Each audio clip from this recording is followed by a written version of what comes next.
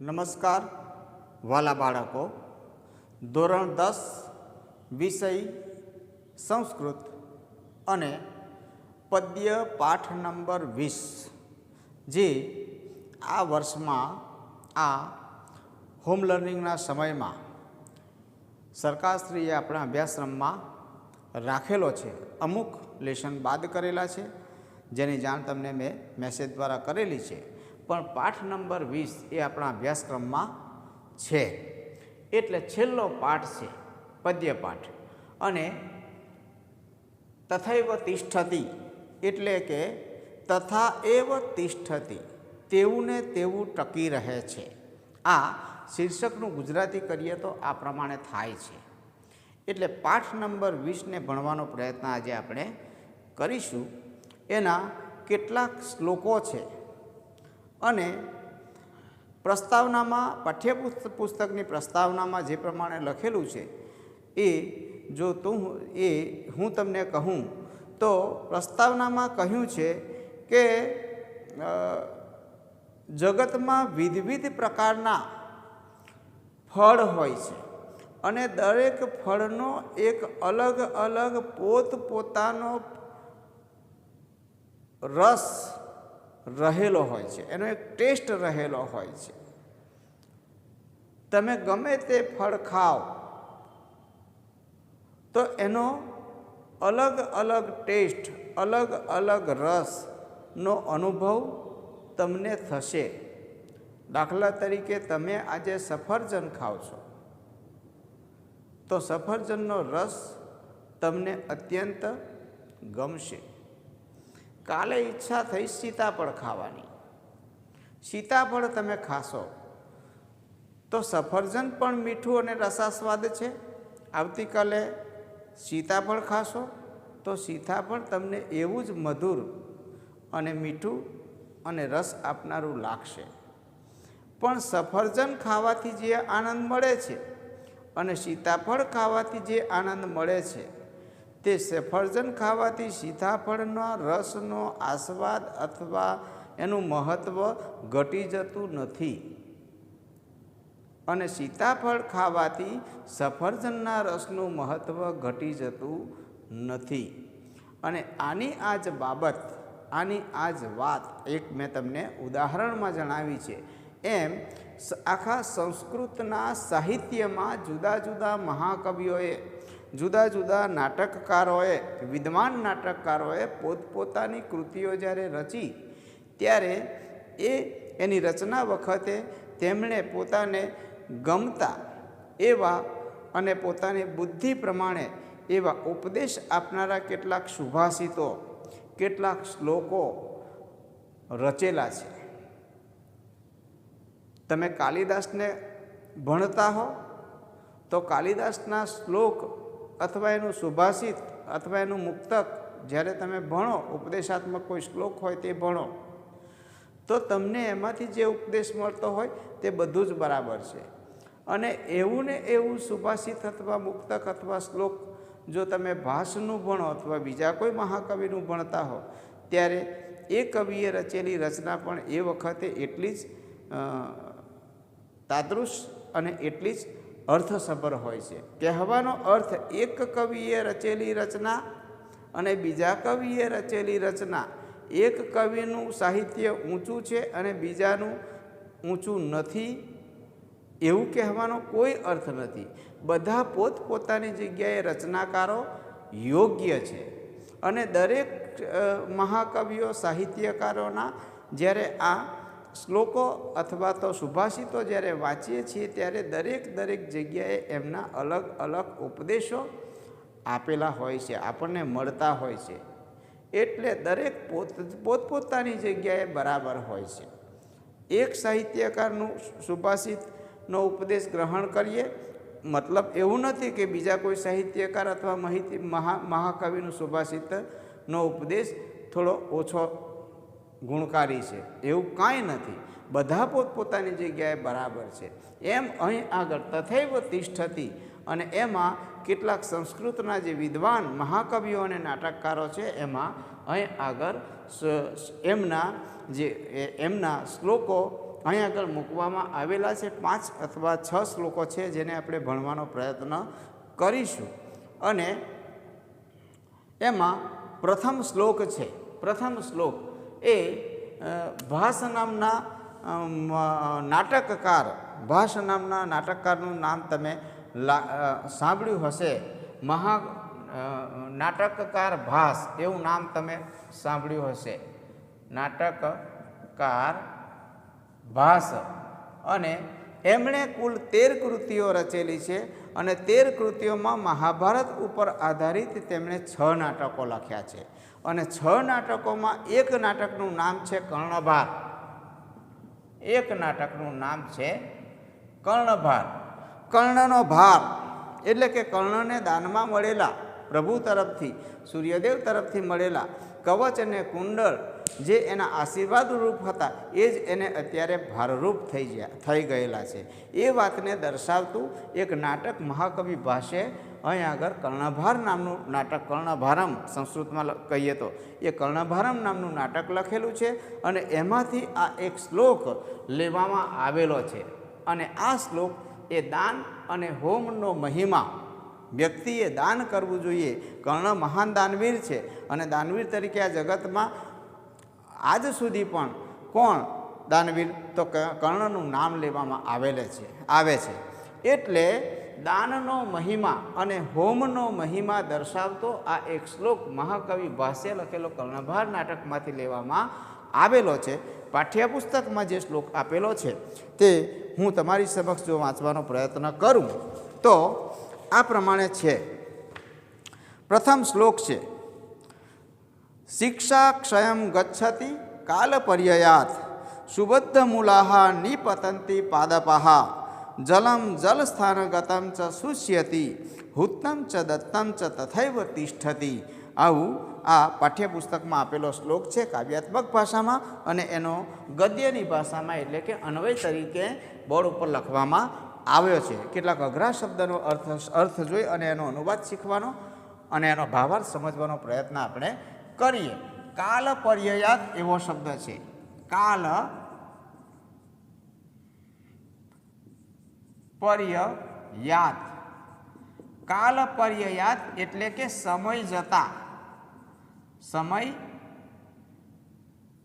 પસાર થતા એવો અર્થ થાય.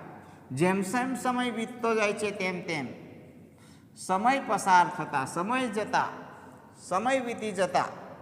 શિક્ષા ક્ષયમ ગચ્છતિ. શિક્ષા એટલે કે ભણેલું. શિક્ષા એટલે કે ભણેલું, તમે જે શિક્ષણ પ્રાપ્ત કર્યું છે તે. ક્ષયમ ગચ્છતિ. ક્ષયમ, ક્ષયમ શબ્દનો અર્થ થાય નાશ. ક્ષયમ એટલે કે નાશ. સમય જતાં ભણેલું જ્ઞાન પણ ક્ષયમ ગચ્છતિ એટલે કે નાશ પામે છે. સુબદ્ધ મૂલાહ પાદપાહ. સુબદ્ધ મૂલાહ સહેલો શબ્દ છે. સુબદ્ધ એટલે કે મજબૂત મૂળવાળા. જો લખવું હોય તો આ રીતે લખી શકાય. સુબદ્ધ મૂલાહ એટલે કે મજબૂત મૂળવાળા. મજબૂત મૂળવાળા. પાદપાહ શબ્દ છે. પાદપાહ એટલે કે વૃક્ષો. મજબૂત મૂળવાળા વૃક્ષો પણ નિપતંતી એટલે કે પડી જાય છે. સમય જતાં ભણેલી વિદ્યા પણ નાશ પામે છે. મજબૂત મૂળવાળા વૃક્ષો પણ સમય જતાં પડી જાય છે. આગળ કહે છે જલ સ્થાનગતમ એટલે કે જળાશય. જલ સ્થાન ગતમ એટલે કે જળાશય. જળાશયમાં રહેલું. જલમ એટલે કે પાણી. સમય જતાં જળાશયમાં રહેલું પાણી પણ શુષ્યતિ એટલે કે સુકાઈ જાય છે. શુષ્યતિ એટલે કે સુકાઈ જાય છે. આવું અહીંયા કહેવામાં આવ્યું છે. સુકાઈ જાય છે. હુત્તમ ચ દત્તમ ચ તથૈવ તિષ્ઠતિ. હુત્તમ એટલે કે યજ્ઞમાં હોમ આહુતિ આપેલું. હુત્તમ એટલે કે હોમ કરેલું. હુત્તમ શબ્દનો અર્થ છે હોમેલું. હુત્તમ એટલે કે યજ્ઞમાં હોમેલું અને દત્તમ એટલે કે દાનમાં આપેલું.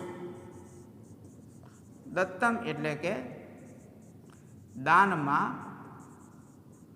આપેલું. તથૈવ તિષ્ઠતિ તેમ જ રહે છે, મતલબ તેવું ને તેવું હંમેશના માટે ટકી રહે છે. આવું આ શ્લોકનો અનુવાદ થાય છે. જો સમજીએ તો સમય જતાં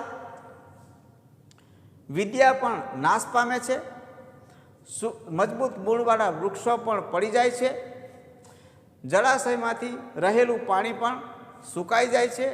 હુત્તમ ચ દત્તમ ચ તથૈવ તિષ્ઠતિ યજ્ઞમાં હોમેલું અને દાનમાં આપેલું તેમ જ રહે છે. આવો અનુવાદ થાય છે. જો અનુવાદ લખવાનો પ્રયત્ન કરીએ તો આ રીતે થાય છે.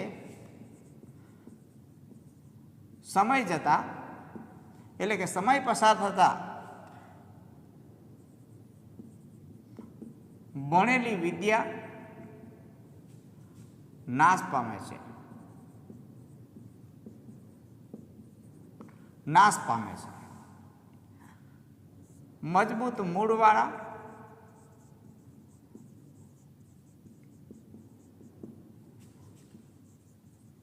વૃક્ષો પણ પડી જાય છે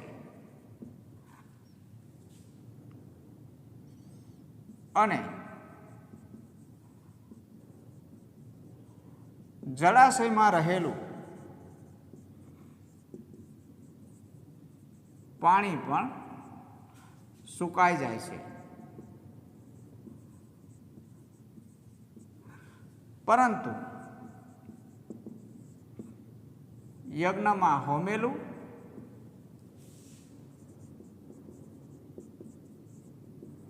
અને દાનમાં આપેલું તેવું ને તેવું જ હંમેશા ટકી રહે છે. આ પ્રકારનો આવો અનુવાદ થાય છે. એટલે અહીં આગળ આ શ્લોકમાં મહાકવિ ભાસે દાનનો મહિમા વર્ણવ્યો છે અને દાનની વાત કરવામાં આવેલી છે. એટલે અનુવાદ આ પ્રકારે છે. અને પાઠ્યપુસ્તકમાં જે શ્લોક આપેલો છે એ શ્લોક સસંદર્ભ તરીકે પણ પૂછાય છે. સંદર્ભ સમજાવો આવું પણ ઘણી વખત પરીક્ષામાં પૂછાય છે. એટલે પરીક્ષા માટે પણ મહત્ત્વનો છે આ શ્લોક. જો એની ટૂંકમાં ચર્ચા કરીએ તો આ રીતે થાય કે આ શ્લોક જો પૂછાય તથૈવ તિષ્ઠતિ હુત્તમ ચ દત્તમ ચ તથૈવ તિષ્ઠતિ આવું એક વાક્ય પણ જો પૂછાય તો પણ તમારે સંદર્ભમાં લખવાનું છે કે યજ્ઞમાં હોમેલું અને દાનમાં આપેલું તેવું ને તેવું ટકી રહે છે. આવું લખવાનું સ્પષ્ટીકરણમાં પછી લખી શકાય કે ઉપરોક્ત શ્લોક એ તથૈવ તિષ્ઠતિ નામના પદ્યપાઠમાંથી લેવામાં આવેલું છે. જો તમને વધુ યાદ રહેતું હોય તો એવું પણ લખી શકાય કે મહાકવિ ભાસ રચિત કર્ણભારમ નામના નાટકમાંથી આ વાક્યને અહીં આગળ લેવામાં આવેલું છે. અને પછી તેમાં લખી શકાય કે મહાભારતના યુદ્ધના જ્યારે નગારા વાગી રહ્યા છે તે વખતે હવે કર્ણ યુદ્ધમાં ઉતરવાનો છે. અર્જુન એક બાજુ સમોવડીઓ બાણાવળી છે, એક બાજુ કર્ણ પણ સમોવડીઓ બાણાવળી છે અને કર્ણને હરાવવો એ શક્ય નથી. તે વખતે ભગવાને એક યોજના કરી અને પછી ઇન્દ્રના ભગવાન પોતે એક બ્રાહ્મણનું રૂપ લઈ અને કર્ણની પાસે આવ્યા છે, દાન લેવા માટે આવ્યા છે. કેમ કે જગતમાં દાનવીર તરીકે કર્ણનું નામ બહુ પ્રખ્યાત જે તે વખતે હતું, આજે પણ છે અને હંમેશના માટે રહેવાનું છે. એટલે ભગવાને તેની પરીક્ષા નહીં પણ કર્ણ અધર્મના પક્ષે છે, દુર્યોધનના કૌરવોના પક્ષે છે. એટલે કર્ણ બરાબર છે પણ અધર્મના પક્ષે છે, ન ચાલે. અને કર્ણ જ્યાં સુધી કવચ અને કુંડળ તેને દાનમાં તેને અક્ષય પાત્ર જેવા મળેલા છે, જ્યાં સુધી તેની પાસે છે ત્યાં સુધી તેને કોઈ હરાવી શકે નહીં. એટલે અર્જુન પણ તેની સામે થોડો એમ જ ઓછી શક્તિવાળો ગણી શકાય. અર્જુન શક્તિવાળો છે પણ કર્ણની પાસે જ્યાં સુધી કવચ અને કુંડળ છે ત્યાં સુધી કોઈ તેને હરાવી શકે તેમ નથી. એટલે ભગવાન પોતે બ્રાહ્મણનું રૂપ લઈ અને કર્ણની પાસે દાન લેવા માટે આવે છે. અને દાન લેવા માટે આવે છે. હું તમને પૃથ્વી આપું, હું તમને ગાયો આપું, હું તમને હાથી આપું. આ એક પાઠ આપણે 9મા ધોરણમાં અથવા આગળના ધોરણમાં ભણેલા છે. કે હું તમને પૃથ્વી જીતીને આપું, હું છેલ્લે કર્ણ કહે છે કે હું તમને મારું મસ્તક પણ કાપીને આપું. તે વખતે દાન લેવા માટે આવેલા ભગવાન બ્રાહ્મણના રૂપમાં એમ કહે છે કે બધું મારે શું કરવું છે, આ બધું તો મારે કશા કામનું નથી. છેલ્લે કર્ણ કહે છે કે તો પછી મારે શરીરની સાથે જન્મેલા કવચ અને કુંડળ તમને આપું. અને તે જ વખતે બ્રાહ્મણ તો એટલે આવ્યા હતા ભગવાનના રૂપમાં, ભગવાન બ્રાહ્મણના રૂપમાં આવ્યા હતા. કહે છે કે હા આપો આપો. અને કર્ણ પછી પોતાના કવચ અને કુંડળ, પોતાના શરીર સાથે જોડાયેલા કવચ અને કુંડળ ઉતેડી લઈ અને બ્રાહ્મણને દાનમાં આપતી વખતે શલ્ય રાજા તેના સારથી બનવાના છે, એ શલ્ય રાજા કર્ણને અટકાવે છે કે કર્ણ ન આપો, ન આપો, ન આપો. અને તે વખતે કર્ણ આ શ્લોક બોલે છે કે શિક્ષા ક્ષયમ ગચ્છતિ કાલ પર્યાયાત. સમય જતાં શિક્ષા એટલે કે ભણેલી, સમય બહુ વીતી જાય તો ભણેલું પણ જો પુનરાવર્તન કરવામાં ન આવે તો ભણેલું પણ હંમેશા પુનરાવર્તન કરવામાં ના આવે તો સમય જતાં તે નાશ પામે છે. નાશ પામે છે મતલબ ભૂલાઈ જાય છે, તેનું સ્મરણ થતું નથી. બીજું ઉદાહરણ તેમણે આપ્યું છે કે ગમે તેટલા મજબૂત મૂળવાળા વૃક્ષો હોય પણ સમય જતાં તે પડી જાય છે. ક્યારેય તે હંમેશના માટે ટકી રહેતા નથી. અને બીજું પણ એમણે કહ્યું છે કે જળાશય ગમે તેટલું ભરેલું હોય પણ ધોમધકતા તાપમાં અથવા તો સમય જતાં એ આખું જળાશયમાં રહેલું પાણી બધું સુકાઈ જાય છે. આ નક્કી વાત છે. આ 3 ઉદાહરણો આપ્યા છે. પરંતુ શું ટકી રહે છે તો કે દાનમાં આપેલું, આ જગતમાં એકમાત્ર દાનમાં આપેલું છે અને યજ્ઞમાં હોમેલું છે. દાનમાં આપેલું કે દાનનો મહિમા અહીંયા આગળ વર્ણવવામાં આવ્યો છે. માણસે જો યશ કમાવવો હોય તો દાન કરવું જોઈએ. માણસનું શરીર નાશવંત છે, એ આ જગતમાં છે ત્યાં સુધી છે, પણ એ હંમેશા ટકી રહેવાનું નથી. જો એને ટકી રહેવું હોય તો કંઈક યશ પ્રાપ્ત થાય, કંઈક કીર્તિ પ્રાપ્ત થાય તેવા કાર્યો કરવા પડે. અને એમાંનું એક કાર્ય તે દાન, એટલે કે દાનમાં આપેલું એ હંમેશના માટે ટકી રહે છે. અને હોમનો મહિમા હુત્તમ ચ દત્તમ. હુત્તમ એટલે કે યજ્ઞમાં આહુતિ, જ્યારે યજ્ઞ કરવામાં આવે છે ત્યારે દેવોને આહુતિ આપવામાં આવે છે. અને સ્વાહા સ્વાહા કરીને દેવોને જ્યારે આહુતિ આપવામાં આવે છે, એ આહુતિ જે આપવામાં આવે છે એ આહુતિનું કર્મ, એ આહુતિનું પુણ્ય સીધું દેવોને પ્રાપ્ત થાય છે. અને એ હંમેશના માટે માણસે જે આહુતિ આપી છે એવું કહેવાય છે કે એ હંમેશના માટે જગતમાં ટકી રહે છે. એના પુણ્ય કર્મમાં એ સંચિત થતું હોય છે એવું કહેવાય છે. એટલે અહીંયા આગળ કહ્યું છે કે આ બધુંય નાશ પામે પણ શું તો કે દાનમાં આપેલું હંમેશના માટે ટકી રહે છે અને યજ્ઞમાં હોમેલી આહુતિ હંમેશના માટે ટકી રહે છે. ટૂંકમાં કહેવાનો અર્થ અહીંયા આગળ દાન અને હોમનો મહિમા દર્શાવવામાં આવેલો છે. મેં તમને થોડું વધારે વિશદમાં ચર્ચા કરીને સમજાવ્યું છે. એ વાર્તા કે આપણે લખવાની નથી, પણ આનો સાર લખવાનો પ્રયત્ન તમારે કરવાનો કે ભાઈ આ શ્લોકમાં અહીંયા આગળ દાન અને હોમનો મહિમા દર્શાવવામાં આવેલો છે. આ રીતે સમજાવવાનો પ્રયત્ન કરજો વાલા બાળકો. Thank you.